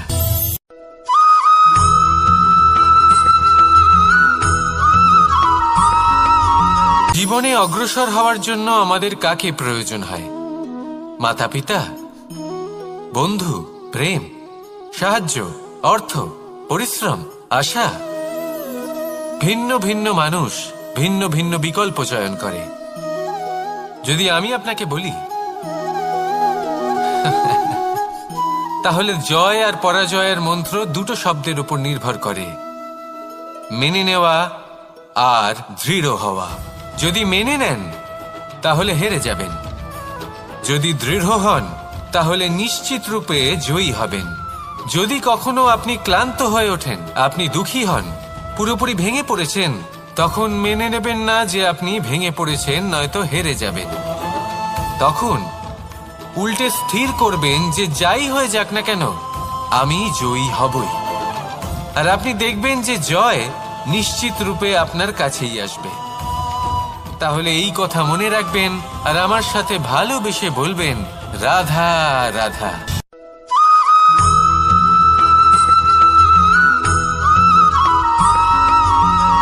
মানুষ ভাবেন যে ধন অর্জন করা হলো অত্যন্ত গুরুত্বপূর্ণ। তিনি আজীবন ধন অর্জন করতে থাকেন, ধন অর্জন করার চেষ্টা করতে থাকেন। সে যাই হয়ে যাক না কেন পরিশ্রম করতে থাকেন। স্বাস্থ্যের দিকে নজর দেন না, না উচিত সময় খাবার খান, না উচিত সময় ঘুমোতে যান, না পর্যাপ্ত সময় পর্যন্ত ঘুমন, কিছুই না। ধন অর্জন করতেই থাকেন, করতেই থাকেন। আর কিছু সময় পরে যখন তিনি অসংখ্য ধন লাভ করে ফেলেন, তখন তার সাথে ওনার শরীরে অনেক রোগ বাসা বাঁধে। এইসব রোগের উপচার করতে করতে সেই সমস্ত ধন যা উনি অর্জন করেছেন তা তিনি ব্যয় করে ফেলেন। শেষ পর্যন্ত কি হয়? আমরা যেভাবে এসেছি ঠিক সেইভাবেই ফিরে যাই, ধন এখানেই থেকে যায়। দেখুন, একটা অত্যন্ত গুরুত্বপূর্ণ কথা রয়েছে যে আপনার বোঝা উচিত। এই যে ধন, তার ব্যবহার করুন জীবনকে আরো ভালো করে তোলার জন্য। ধনের সদ্ব্যবহার করা উচিত, এমন যেন না হয় এই ধন আপনাকে ভোগ করে ফেলে। এই জীবনকে নিশ্চিত রূপে আরো শ্রেষ্ঠ করে তুলুন। কিন্তু এই ধন অর্জন করার এই প্রক্রিয়াতে নিজের সারা জীবনকে নষ্ট করে ফেলবেন না। এই জীবন উপভোগ করতে শিখুন আর আমার সাথে ভালোবেসে বলুন রাধা রাধা।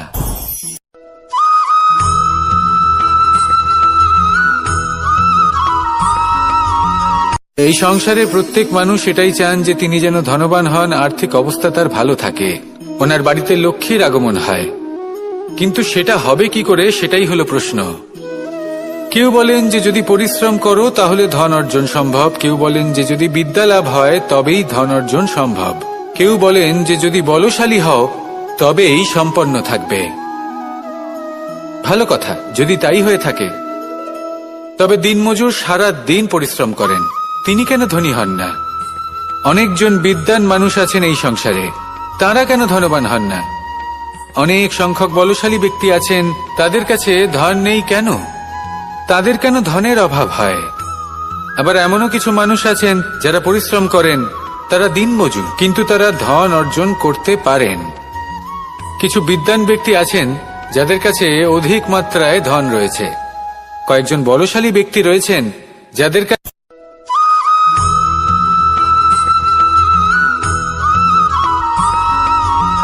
পঞ্চতত্ত্বের মধ্যে দ্বিতীয় তত্ত্ব হল ধরণী, ভূমি, যাকে আমরা ধরণী মাতা বলি। এই ধরণী ধৈর্য ধারণ করে, আর এর ওপরেই আমাদের সমগ্র সংসার নির্ভরশীল। কারণ এই ভূমি সহ্য ক্ষমতা রাখে, এর সহ্য ক্ষমতা হল অপরিসীম। সন্তান যতই আঘাত প্রদান করুক না কেন, প্রেম পূর্বক সহ্য করে, আর তার বদলে অমূল্য রত্ন প্রদান করে। সন্তান যদি হাল চালায়, তাহলে তার বদলে তাকে অন্ন প্রদান করে। এটাই হলো ধরণী। এবার এর থেকে আমরা কি শিক্ষা পেতে পারি? এটাই যে কারোর জন্য কিছু করা বা কাউকে কিছু দেওয়া মনে কোনো কামনা ছাড়াই।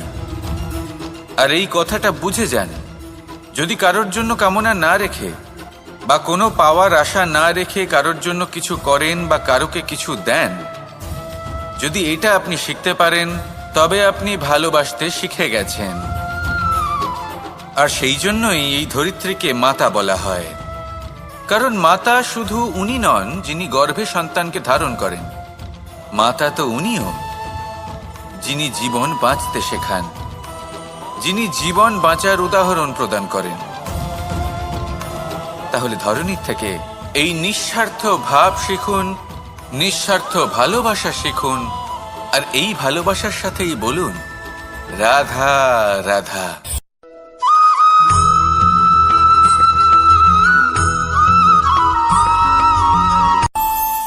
আমাদের মনে যখন কোনো প্রশ্ন ওঠে, কোনো দ্বন্দ্ব জাগে, তখন আমরা যাই আমাদের গুরুর কাছে, আমাদের আরাধ্যের কাছে গিয়ে জিজ্ঞেস করি। এইভাবেই একদিন আমি পৌঁছলাম আমার আরাধ্যের কাছে, আমার মহাদেবের কাছে, আর ওনাকে প্রশ্ন করলাম যে মহাদেব, জীবনে আনন্দ পাওয়ার, উৎসব পালনের, প্রেম ভাগ করে নেবার, জীবনকে উপভোগ করে নেওয়ার সর্বশ্রেষ্ঠ সময় কোনটা? মহাদেব হাসলেন আর উনি বললেন, জীবনে উৎসব পালনের সব থেকে শ্রেষ্ঠ দিন হল মৃত্যুর ঠিক আগের দিনটা। প্রেম ভাগ করে নেওয়ার সব থেকে শ্রেষ্ঠ মুহূর্ত হল মৃত্যুর ঠিক আগের মুহূর্ত। জীবনকে উপভোগ করে নেওয়ার সর্বশ্রেষ্ঠ প্রহর হল মৃত্যুর এক প্রহর পূর্বে। তখন আমি চমকে গেলাম। আমি বললাম, কিন্তু মহাদেব, মৃত্যু তো অনিশ্চিত, আমরা জানিও না কবে আমাদের মৃত্যু হবে। মহাদেব আবার হাসলেন। উনি বললেন যে যদি আমরা এভাবে জীবন কাটাই যে আমরা জীবনের প্রত্যেক দিন, প্রত্যেক মুহূর্ত, প্রত্যেক প্রহর শেষ বলে মনে করি, তাহলে আমাদের সমস্ত জীবন আনন্দের সাথেই অতিবাহিত হবে। কি বলেন?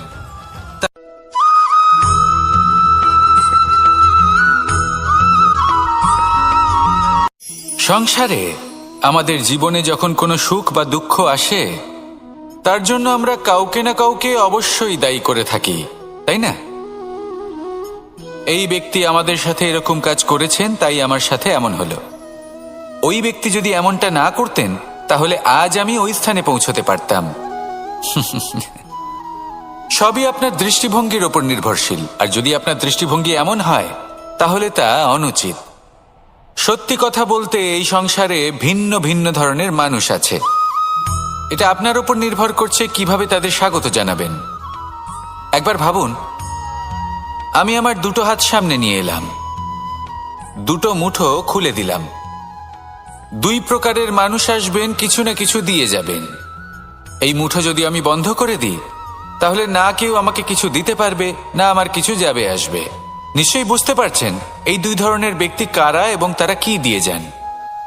আমি যদি নিজের মুঠো খুলে দিই, তাহলে কিছু ভালো মানুষ আসবেন, আমাকে আনন্দ, সন্তুষ্টি, জ্ঞান প্রদান করে যাবেন, ভালো অভিজ্ঞতা দিয়ে যাবেন।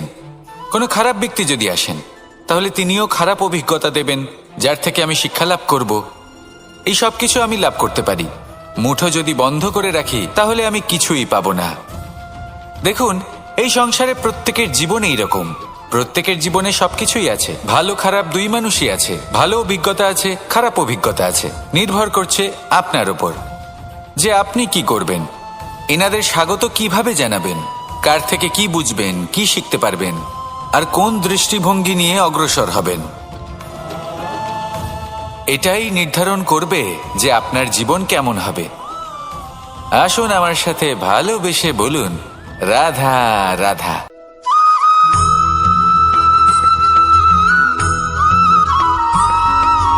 জীবনে অগ্রসর হওয়ার জন্য আমাদের কাকে প্রয়োজন হয়? মাতা পিতা, বন্ধু, প্রেম, সাহায্য, অর্থ, পরিশ্রম, আশা। ভিন্ন ভিন্ন মানুষ ভিন্ন ভিন্ন বিকল্প চয়ন করে। যদি আমি আপনাকে বলি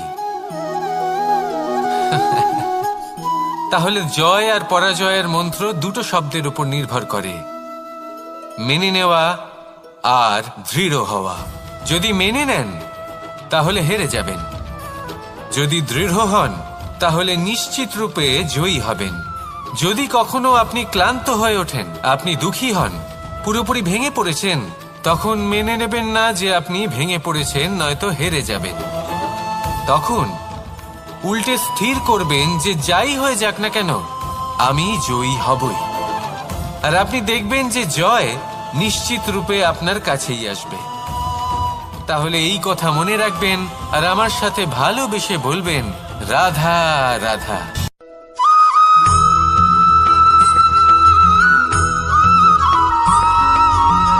ভালো, শুধু ওনাদের কঠোর ব্যবহার দেখলে আমরা একটু ভয় পেয়ে যাই। এবার ওনাদের এই কঠোর ব্যবহার আমাদের ভালো না লাগলেও অত্যন্ত আবশ্যক, কারণ মাতার থেকে আমরা যে শক্তি লাভ করি তা যেন নিয়ন্ত্রণ হারিয়ে বিধ্বংসী না হয়ে ওঠে। আমরা যেন কোনো কুপথে না চলে যাই, আমরা কখনো যেন দোষ না করে ফেলি। শুধু সেই জন্য পিতা এবং গুরু একটু কঠোর হয়ে ওঠেন, এবং ওনাদের এই কঠোর আচরণ ভবিষ্যতে গিয়ে আমরা অবশ্যই বুঝতে পারি।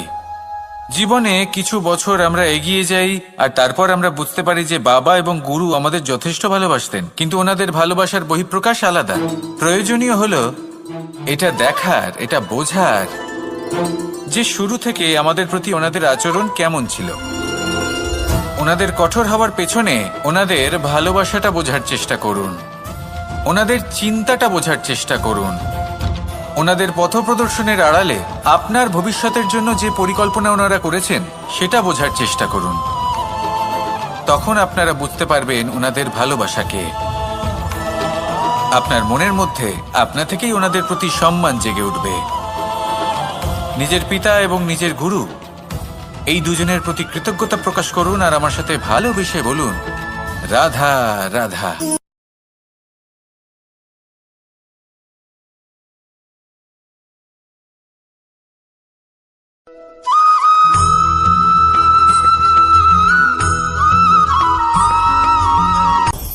আপনি কখনো পর্বতের শিখরে উঠেছেন? আপনি দেখতে পাবেন পর্বতের পদতলে প্রচুর সুন্দর ফুল রয়েছে, সবুজ বনানী রয়েছে। যত আপনি ওপরে উঠতে থাকবেন তত ফুল কমতে থাকবে, সবুজ বনানী কমতে থাকবে। আরো কিছুটা ওপরে উঠলে কাঁটা জাতীয় গাছ দেখতে পাবেন, শুকনো গাছ দেখতে পাবেন। আরো যদি ওপরে ওঠেন তাহলে পাষাণ দেখতে পাবেন। আরো উপরে উঠলে হিমখণ্ড দেখতে পাবেন। এই যে পর্বত, তা মনুষ্য জীবনের সবথেকে উত্তম উদাহরণ। মানুষ যখন সাফল্যের শিখরে পৌঁছতে চান, মহানুভবতার শিখরে পৌঁছতে চান, পথে যত আস্তে আস্তে উপরে উঠতে থাকেন ততই ভৌতিক বস্তু তার থেকে বিচ্ছিন্ন হতে থাকে। যদি তিনি সেই ভৌতিক বস্তুগুলি ত্যাগ না করতে পারেন তাহলে কখনোই সেই স্থানে পৌঁছতে পারবেন না। আর মানুষ যদি উচিত ত্যাগ করতে পারেন, পথে অগ্রসর হতে থাকেন, এগোতে থাকেন, তাহলে একদিন না একদিন তিনি মহানুভবতার, জ্ঞানের, সাফল্যের হিমের স্বাদ অবশ্যই লাভ করবেন। মনে রাখবেন, মানব জীবনে ত্যাগ হলো অত্যন্ত গুরুত্বপূর্ণ অংশ। আসুন আমার সাথে ভালোবেসে বলুন, রাধা রাধা।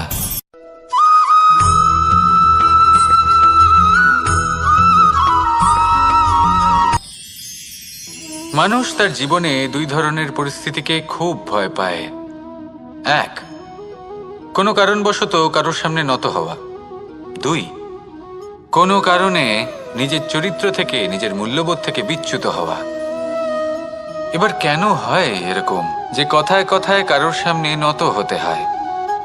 কেন বারংবার নিজের চরিত্র থেকে চ্যুত হতে হয়? এরকম কেন হয়? এটা তখনই হয় যখন আমাদের শিক্ষা এবং মূল্যবোধের অভাব থাকে। যদি মানুষের মধ্যে প্রকৃত শিক্ষা থাকে তাহলে এই সংসারে কোনো সময় এবং কারোর সামনেই নত হওয়ার কোনো প্রয়োজন নেই। যদি মানুষের মধ্যে মূল্যবোধ থাকে তাহলে তাকে নিজের মূল্যবোধ বা চরিত্র থেকে বিচ্যুত হতে হয় না, তা সে যাই হয়ে যাক না কেন।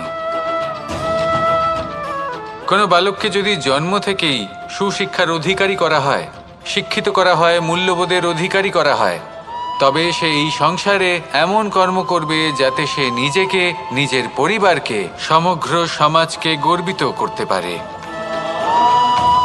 শিক্ষা লাভ করুন, মূল্যবোধ লাভ করুন এবং আমার সাথে ভালোবেসে বলুন, রাধা রাধা।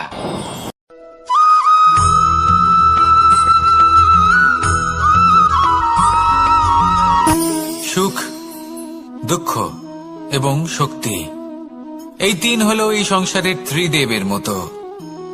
আমাদের জীবনে যা কিছু ঘটছে এই তিনটির ভিত্তির উপরেই হচ্ছে। আসলে এই সংসারের একটা নিয়ম আছে, যখনই আপনি কিছু লাভ করেন এই সংসার আপনার পরীক্ষা নেয়। এটা জানার জন্য আপনার পরীক্ষা নেয় যে আপনি যা কিছুই লাভ করেছেন আপনি কি আদৌ সেটার যোগ্য কিনা।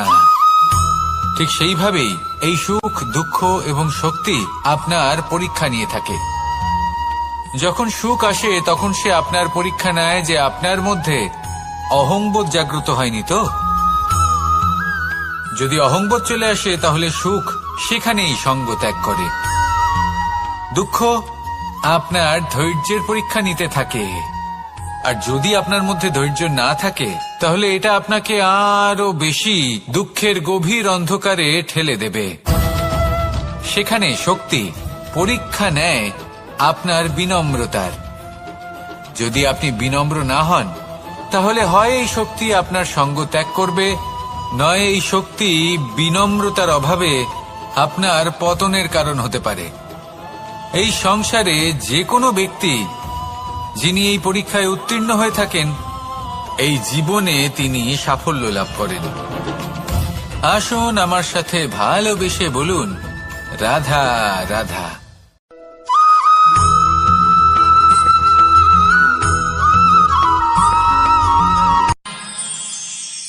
আমরা সবাই সূর্যকে সম্মান কেন করি? কারণ আমরা জানি যে সন্ধেবেলা যখন সূর্যাস্ত হবে তখন শুধুমাত্র অন্ধকার বাকি থাকবে। ঠিক কিছুটা এরকমই হয় আমাদের মাতা পিতাও, যিনি আমাদের জন্ম দেন, আমাদের ভরণ পোষণ করেন, আমাদের বড় করেন, আমাদের প্রেম প্রদান করেন।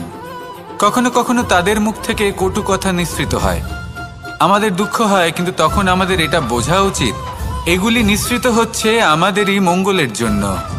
যেমন সূর্যদেব, উনিও উত্তাপ দিয়ে থাকেন আমাদেরই মঙ্গলের জন্য, যাতে ফসল পাকতে পারে, যাতে জল বাষ্প হয়ে মেঘ হতে পারে, বৃষ্টি হতে পারে, আর এই সংসারে নিরন্তর জলের প্রবাহ থাকে। আমাদের মাতা পিতা, তাদের কঠোর আচরণ, তাদের কঠোর অনুশাসনের পেছনে লুকিয়ে থাকে ওনাদের ভালোবাসা। আমাদের তা বুঝতে হবে, সসম্মানে ওনাদের গ্রহণ করতে হবে। কারণ ঠিক সূর্যাস্তের পরে যেমন চতুর্দিক অন্ধকারচ্ছন্ন হয়ে যায়, তেমনি আমাদের জীবন থেকে যখন আমাদের মাতা পিতা চলে যায় তখন আমাদের জীবনেও শুধু এবং শুধুমাত্র অন্ধকারই ছেয়ে থাকে। সেই জন্য নিজের মাতা পিতাকে সম্মান করুন, ওনাদের ভালোবাসা প্রদান করুন। এই মন আর এই জীবন প্রসন্ন হয়ে বলবে, রাধা রাধা।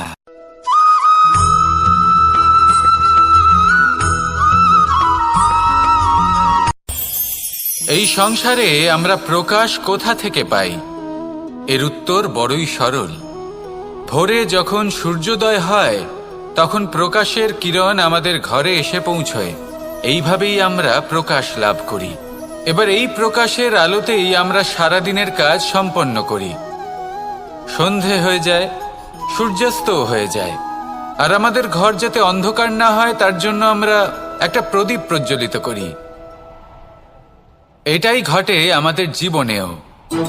এবার প্রবাহমান আয়ুর সাথে আমরা আমাদের অন্তরে যদি একটা প্রদীপ প্রজ্বলিত করে নিই, তাহলে বিষয়টাই অন্যরকম হবে। এবার আপনি বলবেন কোন প্রকাশের কথা বলছি যা আমাদের অন্তরে জাগ্রত করা সম্ভব? আমাদের আত্মার মাঝে প্রেমের প্রকাশ জাগ্রত করার কথা বলছি। কারণ আমাদের এই জীবন এও হলো দিনের আলোর মতো। আজ প্রকাশ আছে, কিন্তু কোনোদিন অবশ্যই অস্ত হবে। কিন্তু অস্ত হবার আগে যদি আমরা আমাদের আত্মার মাঝে প্রেমের এই প্রকাশ উজ্জ্বলিত করে নিই, তাহলে আমাদের সন্ধ্যাকালও আমরা আনন্দে এবং প্রেমে যাপন করব। তাহলে আসুন আর আমার সাথে ভালোবেসে বলুন, রাধা রাধা।